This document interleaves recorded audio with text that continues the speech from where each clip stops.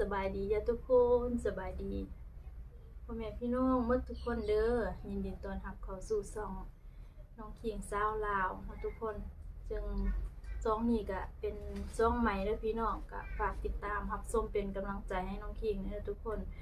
เนาะแต่ว่าช่องนี้ก็สิได้มาลงคลิปก็ฝากเป็นกำลังใจให้เด้อพี่น้องเนาะสบายดีตอนเช้าเลยทุกคนตอนนี้ก็เป็นเวลา8 โมงทุกคน8 โมงแต่ว่าก็บ่เช้าปานใดเนาะกับผักเราทุกคนเดียวเฮาสิมาเฮ็ดอาหารกินตอนเที่ยงเนาะพี่น้องตอนนี้ก็เป็นเวลา8 โมงปลายเนาะทุกคนน้องคิงสิเฮ็ดแล้วก็ประมาณเที่ยงพอแล้วจังสิได้นี่ก็อันนั้นได้ซีนหมูจ้ะทุกคน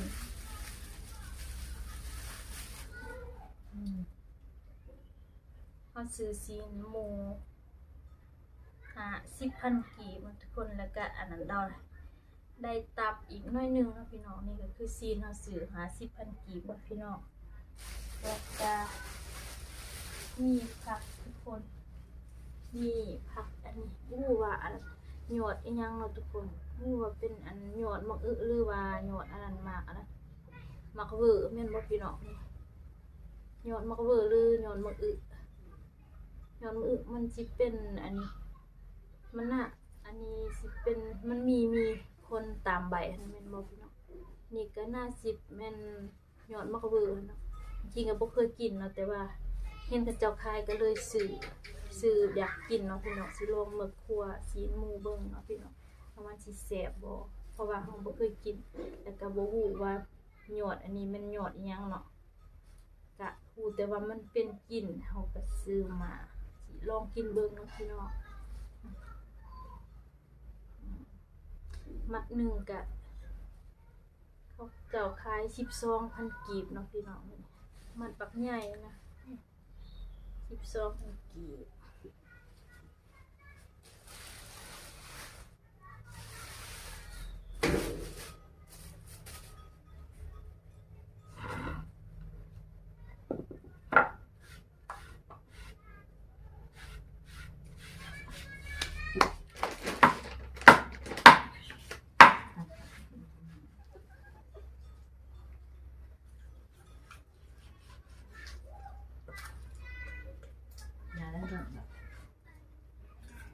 นั่นบ่บอกอ่ะไอ้พวกที่จะบอกอ่ะต้องติด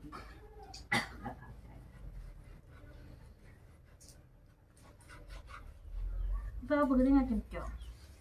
Bakit dapat? Ibu bilang. ไอ้พวกเต้ โอ้ยพักอะไรข้อไหน เป็นบ่เฮ็ดแกงปนผัก เชื่อสิว่าเป็นก็แย่งอะไรเนี่ย Hai, cứ vào nhà bù. ก็คือก็แย่ง บ่อีจุ่มโฉมอัตราปั้น2ดิอันไหนจุ่มมักสวยอันนี้ มันต้องล้างตัวเองว่าไอ้ผักเนี่ย นึงกับปลายที่ปลารสตะวังอยู่ ไอ้คนสไตล์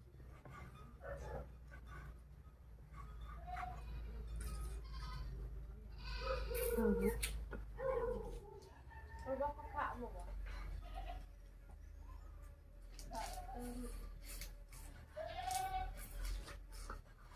จะขยับภาษาจะแบบเอง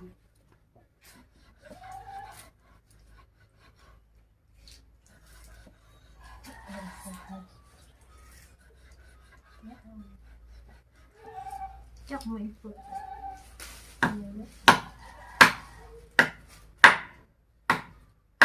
ใช้จมูกคุยเยอะ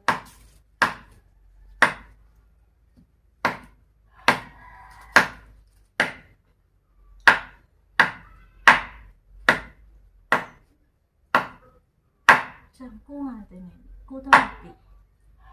Bukan. ว่ามันอีทำงานจำเป็นมาได้ Nggak ya. โอ้ Aku diterima itu. Nah, udah lama tak nyokap.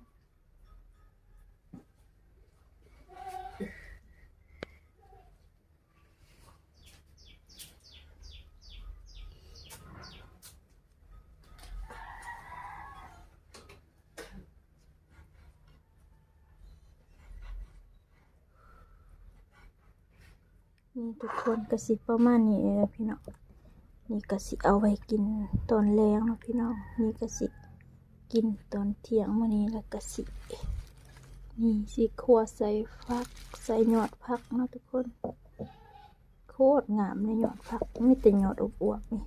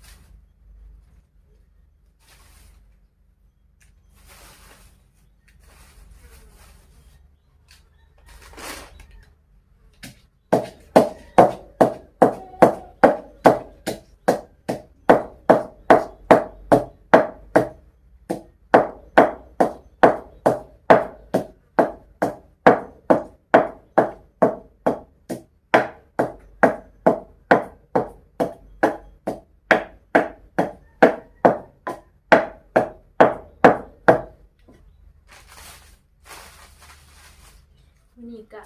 ท้องฟ้าก็มืดครึ้มอยู่พี่น้องอันนั้นเช้ามื้อนี้มันบ่มีแดดออกทุกคนคิดว่า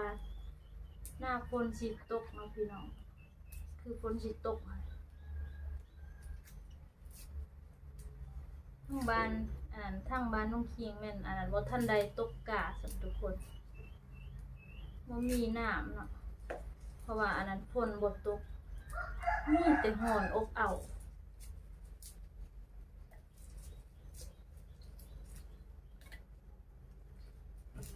เรื่องฮ้อนนี่บ่ให้เว้าพี่น้องเอ้ย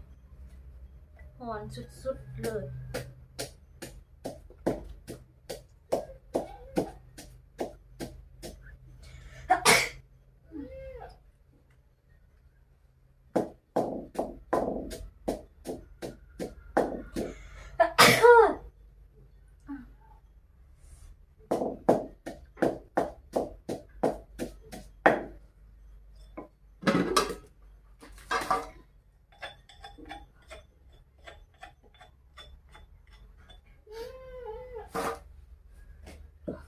ตำอันนั้นมักพริกกับกระเทียมก็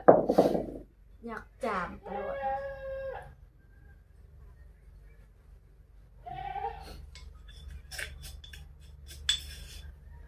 2-3 มื้อแล้วนี่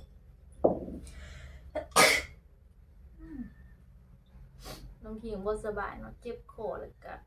ไข้หนำเป็นหวัด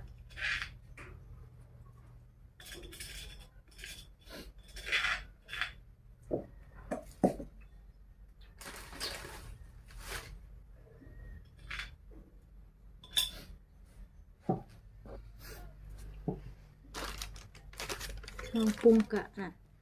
บ่มีหยังหลายเด้อพี่น้องมีแต่เกลือ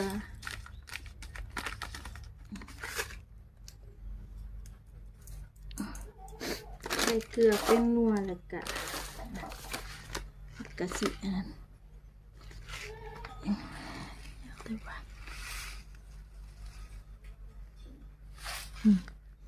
ใส่เกลือเป็นนัวแล้วก็อันนั้นปลาแดก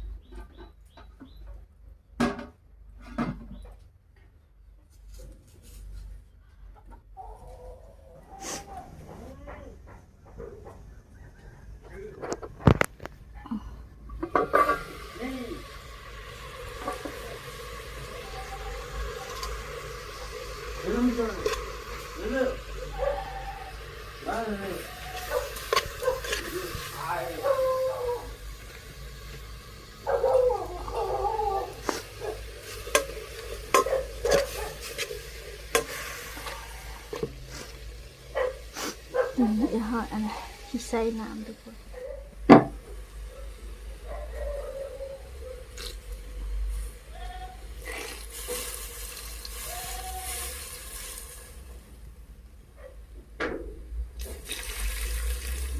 ชำนี้พอนะพี่น้อง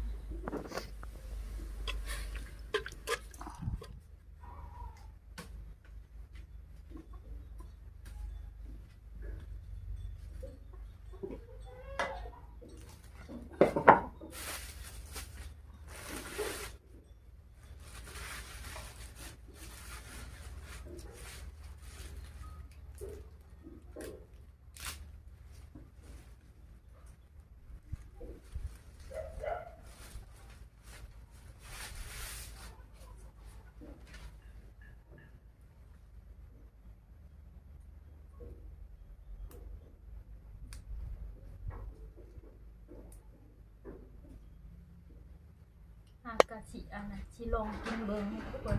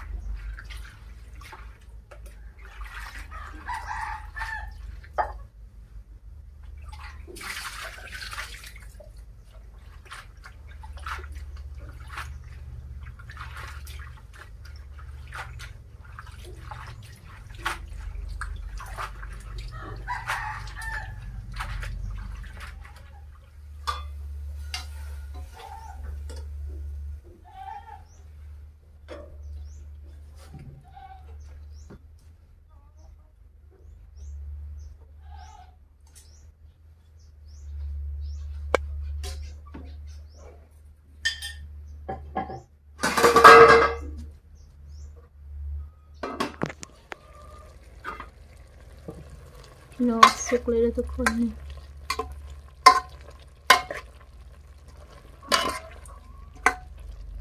ซีหมูกับอันมีน้ำอีกนะทุกคนน้ำมันไหลเติมพี่น้องอาหารเที่ยงของเฮาก็สุกเรียบร้อยแล้วทุกคนตอนนี้ก็สิลองชิมก่อนว่าสินัวบ่ทุกคนนี่ก็เป็นตับเนาะพี่น้อง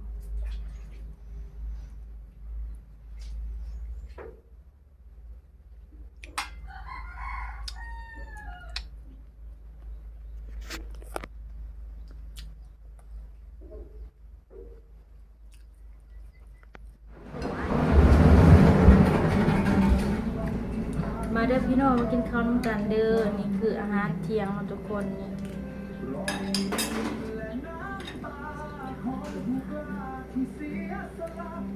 ขอบคุณทีมผู้ภัยไทยทุกคนที่นำพากลับคืนมา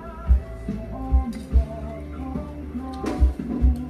ที่รอคอยด้วยความหวังต่อจากนี้ไปหากฝั่งไทยมีภัยใดคนลาวฝั่งนี้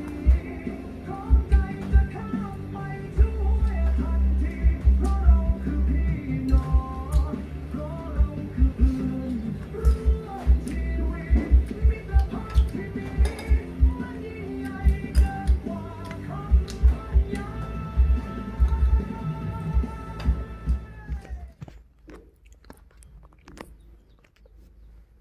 ทุกคนตัวนี้ก็สุกเรียบร้อยเนาะพี่น้อง ชาเตสิกินเขาทุกคนนี่จีนหมูกับโบราณภายในนะทุกคนเราใส่ผักหลายๆเอาเนาะทุกคนตอนนี้กันแล้วเรียบร้อยแล้วเด้อทุกคนมากินข้าวน้ำกันเด้อนี่ก็จะเป็นออมหมูใส่ผักเนาะทุกคนกินกับข้าวเจ้าเนาะ